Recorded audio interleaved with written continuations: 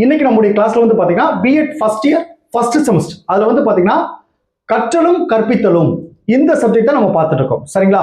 இந்த சப்ஜெக்ட்ல லாஸ்ட் கிளாஸ்ல துடிப்புடன் கற்றல் அந்த கேள்வி தான் நம்ம பார்த்துட்டு இருந்தோம். அந்த துடிப்புடன் கற்றல் அதோடைய பொருள் பார்த்தோம். அதே மாதிரி அந்த துடிப்புடன் கற்றலுக்கான மறுபெயர்களா என்னென்ன இருக்குன்னு சொல்லி லாஸ்ட் கிளாஸ்ல பார்த்தோம். சரிங்களா? இன்னைக்கு வந்து பாத்தீங்கன்னா இந்த துடிப்புடன் கற்றல் இந்த கற்றலுடைய தன்மைகள் அல்லது பண்புகள் இதை பத்தி தான் நம்ம பார்க்க போறோம். சரிங்களா? ஒரு துடிப்புடன் செயல்பட்டு ஒருத்தன் கத்துக்கிறானா அவனுக்கு என்னென்ன பண்புகள் இருக்கும் அதை தான் பார்க்க போறோம். இந்த பண்புகள்லாம் இருந்துச்சுன்னா அவன் துடிப்புடன் செயல்பட்டு கத்துக்கிறான் அப்படின்னு சொல்லி அர்த்தம். சரிங்களா? சோ அதுல வந்து பாத்தீங்கன்னா மொத்தம் வந்து ஒரு 7 பாயிண்ட் இருக்கு, 7 பண்புகள் இருக்கு. அதை பத்தி தான் இன்னைக்கு நடத்த போறோம். அதை நடத்துறதுக்கு முன்னாடி நம்மளுடைய இந்த B Ed first year first semester கிளாஸ்ல புதுசா ஜாயின் பண்றதுக்கு நிறைய பேர் கால் பண்றீங்க. நீங்க எப்படி ஜாயின் பண்ணா என்னுடைய மொபைல் நம்பர் 9159084262 இந்த நம்பருக்கு நீங்க கால் பண்ணுங்க. நம்முடைய கிளாஸ்ல நீங்க எப்படி ஜாயின் பண்ண சொல்லி உங்களுக்கு நான் டீட்டெயிலா சொல்லிடுவேன். அதே மாதிரி புதுசா ஜாயின் பண்ணவங்களுக்கும் நான் இதுவரைக்கும் நடந்த அந்த பழைய கிளாஸ் நோட்ஸ் எல்லாமே நான் அனுப்பிச்சு வச்சிருவேன். ஸோ ஜாயின் பண்ண விருப்பப்படுறவங்க என்னுடைய மொபைல் நம்பருக்கு கால் பண்ணி டீட்டெயிலா கேட்டு நம்ம கிளாஸ்ல நீங்க ஜாயின் பண்ணிக்கலாம். சரிங்களா? ஓகே, இப்போ நம்ம கிளாஸ் போவோம். ஃபர்ஸ்ட் பாருங்க, துடிப்புடன் செயல்பட்டு கற்றலின் பண்புகள். சரிங்களா? இப்ப ஃபர்ஸ்ட் வந்து உங்களுக்கு துடிப்புடன் செயல்பட்டு கற்றல் அப்படின்னா என்னன்னு தெரிஞ்சா தான் இந்த கேள்வி புரியும். சரிங்களா? லாஸ்ட் கிளாஸ் நடத்தின அந்த கிளாஸ் வந்து நம்முடைய சேனல்ல போய் பிளேலிஸ்ட்ல போய் பாத்தீங்கன்னா BEd first year first semester கற்றலும் கற்பித்தலும் ஒரு ஃபோல்டர் இருக்கும். அதை கிளிக் பண்ணீங்கன்னா நான் இதுக்கு முன்னாடி நடந்த கிளாஸ் எல்லாமே அது இருக்கும். சரிங்களா? ஓகே, இதுல வந்து பாத்தீங்கன்னா மொத்தம் வந்து 7 பண்புகள் இருக்கு. சரிங்களா? ஒண்ணு நோக்கத்துடன் கூடிய செயல். ஃபர்ஸ்ட் ஒண்ணு வந்து நோக்கத்துடன் கூடிய செயல். அதாவது துடிப்புடன் ஒரு ஆள் கத்துக்கிறான்னா அது ஒரு நோக்கம் இருந்தா தான் அதை கத்துக்க முடியும் அப்படின்றது. ரெண்டாவது பாருங்க, ஆழ்ந்து சிந்தித்தல். ஆழ்ந்து சிந்திக்கிறது மூலமா தான் உள்ள ஆர்வமே நமக்கு ஏற்படும். வெறுமனே கத்துக்கிட்டோம், வெறுமனே மனப்பாடம் பண்ணி கத்துட்டோம்னா அது துடிப்புடன் செயல்பட கற்றல் ஆகாது. அப்போ ஆழ்ந்து சிந்தித்தல்.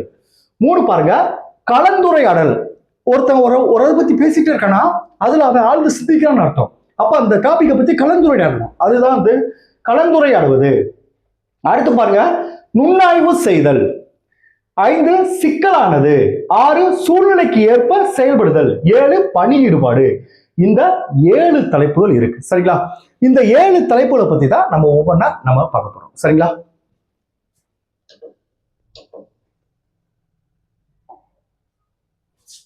பாருங்க, துடிப்புடன் செயல்பட்டு கற்றலுக்கான செயல்களின் தன்மை அல்லது பண்புகள். இந்த பண்புகள் அப்படின்னா நான் ஆல்ரெடி சொல்லியிருக்கேன். இப்ப நான் சொல்ற இந்த பண்புகள்லாம் இருந்துச்சுன்னா அவன் துடிப்புடன் செயல்பட்டு கத்துக்கிறான் அப்படின்னு அர்த்தம். சரிங்களா? சோ ஒரு ஆள் துடிப்புடன் செயல்பட்டு கத்துக்கிறவங்களுக்கு அவங்களுக்கு என்னென்ன பண்புகள் இருக்கும். அதாவது ஒரு வெற்றியாளர் இருக்காங்க. ஒரு வெற்றியாளர்னா அந்த வெற்றியாளருடைய பண்புகள் என்ன நம்ம தெரிஞ்சுக்கணும்ல. ஒருத்தர் தோத்துட்டான், எதனால தோத்தான் அப்படி தெரிஞ்சுக்கணும்ல. ஒரு டாப் மோஸ்ட்ல ஃபர்ஸ்ட் இடத்துல இருக்கான், அப்ப அவனுடைய எப்படி அதை கத்துக்கிற அவனுடைய பண்புகள் எப்படி இருக்கும் அப்படின்றதா இது. சோ துடிப்புடன் செயல்பட்டு ஒருத்தர் கத்துக்கிட்டானா அவனுடைய பண்புகள் என்னென்ன இருக்கும் அப்படின்னு தான் பார்க்க போறோம். சரிங்களா? இப்ப பாருங்க, இந்த பண்புகளை யார் சொல்லியிருக்கானா பார்னஸ் என்பார் துடிப்புடன் செயல்பட்டு கற்றலுக்கான செயல்களின் பண்புகளாக கீழ்கண்ட 7 குறிப்பிடுகிறார். 1 மார்க்ல கேட்கலாம், இந்த பார்னஸ் அப்படின்ற வார்த்தையை கேட்கலாம். சரிங்களா? அதுதான் சொன்னது. இந்த நோக்கத்துடன் கூடிய செயல், ஆழ்ந்து சிந்தித்தல், கலந்துரையாடல், நுண்ணாய்வு செய்தல், சிக்கலானது, சூழ்நிலைக்கேற்ப செயல்படுதல், பணி ஈடுபாடு. இதுல ஃபர்ஸ்ட் ஒன்று பாருங்க, நோக்கத்துடன் கூடிய செயல். இந்த மாதிரி தான் உங்களுக்கு பாயிண்ட் வைஸா நான் நோட்ஸ் அனுப்பிச்சிருப்பேன். இது உங்களுக்கு எக்ஸாம் படிக்கிறதுக்கு ரொம்ப உதவியா இருக்கும். ஃபர்ஸ்ட் கொஸ்டின் பாருங்க, கற்றலின் போது ஈடுபடும் செயல் பொருளுணர்ந்து கற்றலுக்கு உதவிடுவதாய் அமைந்திருத்தல். பாருங்க, கற்றலின் போது அதை கத்துக்கிறதுக்காக எந்தெந்த செயலாம் ஈடுபடுறோமோ அதை பொருளுணர்ந்து ஈடுபடுவான். அந்த துடிப்புடன் செயல்படுற கற்றல் வந்து அவன் பொருளுணர்ந்து ஈடுபடுவான் அப்படின்னு சொல்றாங்க. செகண்ட் பார்ட் பாருங்க, நோக்கத்துடன் கற்கும் போது பொருளுணர்ந்து கற்றல் மேம்பாடு அடைகிறது. இந்த நோக்கத்தை இதை கத்துக்கிறதுக்காக தான் நம்ம அதை படிக்கிறோம். சோ அது என்னது, ஒரு நோக்கத்துக்காக செயல்படும் போது அதை புரிஞ்சு கத்துக்கிறான் அப்படின்னு சொல்றாங்க. சரிங்களா? இந்த 2 பாயிண்ட் தான். அடுத்து ஆழ்ந்து சிந்தித்தல். இதுல 2 பாயிண்ட் தான். மாணவர்கள் தாம் கற்றவை குறித்து ஆழ்ந்து சிந்தித்தல். என்ன பாருங்க, கற்றவை பற்றி மாணவர்கள் ஆழ்ந்து சிந்திக்கும் போது கற்றல் மேம்பாடு அடைகிறது. ஆழ்ந்து சிந்திக்கும் போதுதான் கற்றல் மேம்பாடு அடைகிறது அப்படி சொல்றாங்க. அடுத்து கலந்துரையாடுவது. இதுல 2 பாயிண்ட் இருக்கு. முதல் பாயிண்ட் பாருங்க, கற்றலின் இலக்குகளையும் கற்கும் முறைகளையும் பற்றி மாணவர்கள் தமது ஆசிரியர்களோடு கலந்துரையாடி முடிவு செய்தல். 2 பாருங்க, கற்றலில் மாணவர்கள் ஆசிரியர்களும் கலந்துரையாடி செயல்படும் போது கற்றல் மேம்பாடு அடைகிறது. சரிங்களா?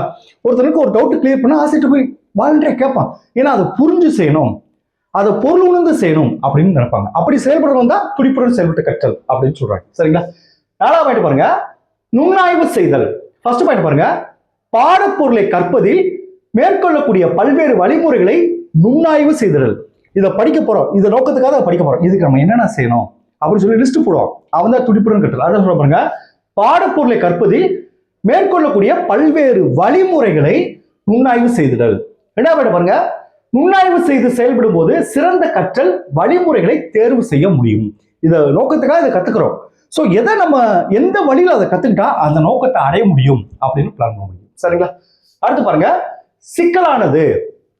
எதுவுமே ஈஸியா பண்றவா இருக்காது. ஒரு சிக்கலானது ஆசிரியர் மாணவர்களுடைய கலந்துரையாடி அதுல என்ன சிக்கல், அதை பொருள் செயல்படுறப்ப அந்த சிக்கல் ஈஸியா வெளிப்படும். சரிங்களா? அதெல்லாம் பாருங்க, மாணவர்கள் கற்றல் பணிகளை உண்மை வாழ்வின் சிக்கலோடு ஒப்பிட்டு சிந்தித்தல். வெறுமனே பாடப்புத்தகத்துல மனப்பாடம் பண்ணாம அது ரியல் லைஃப்ல எப்படி நடக்கும் அப்படின்றதான்.